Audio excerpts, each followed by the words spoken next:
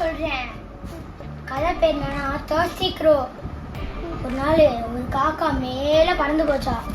பறந்து போயிட்டு இருக்கும்போது ரொம்ப தாகம் வந்துச்சா. அதனால ஒரு வீடு இருந்துச்சா. வீடை பார்த்துட்டே இருக்கும்போது பக்கத்துல ஒரு பானையோட தண்ணி நிறையா இருந்துச்சா. அதை பார்த்துட்டு இருக்கும்போது கீழே வந்து தண்ணி இருந்துச்சு போல. அதை பார்த்துட்டு இருக்கும்போது ரொம்ப கீழே இருந்துச்சா. அதை பார்த்துட்டு யோசிச்சுட்டு இருக்கும்போது நிறையா கல் இருந்துச்சு போல கீழே. அதை எடுத்து உள்ள போட்டு அந்த கல் உள்ள போட தண்ணி மேலே வர மேலே வரும்போது இங்க வரைக்கும் வந்துருச்சு. இப்போ காக்கா இங்க இருக்கு. அதை குடிச்சிட்டு தாராளமா குடிச்சிட்டு போயிடுச்சு. என்ன கதை சொல்லிட்டு உட்கார்ந்து இருக்கிற thirsty crowன்னு பழைய கதைய நான் சொல்ற கதையை கேளு. எங்க அப்பா வெளியில போயிருந்தாங்க. அப்போ மயக்கமா அப்படி வருதுன்னு சொல்லி வந்துட்டாங்க. என்னப்பா ஏப்பா மயக்கம் அப்படின்னோடனே இது எரிக்கல் இருக்கு இல்லையா, வானத்து நட்சத்திர எரிக்கல், அது காலில் குத்திருச்சான்.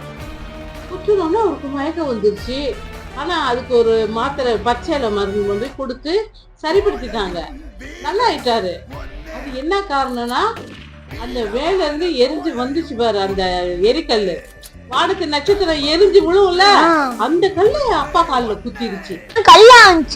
எரிஞ்சு விழுவும்ல, ஒரு சில நட்சத்திரம் எரிஞ்சு கீழே விழுவும். அப்ப அது கல்லாயிடும், சின்ன கல்லாயிடும். அந்த கல்லு கால்ல குத்தி அவருக்கு மயக்கம் வந்துருச்சு. அப்புறமா ஒருத்தர் வந்து சொல்லி பச்சையில கொடுத்து மருந்து மாதிரி கொடுத்தாங்க. கொடுத்தோன்னா அப்புறம் சரியாயிடும். வாந்தி பண்ணிட்டு எல்லாம் சரியாயிடும். சொல்லுவியா கதையா? என்னவோ thirsty-ங்கிற crow-ங்கிற, அதுக்கு என்ன தெரியும்? அது மேல தண்ணி வந்துச்சுங்கிற.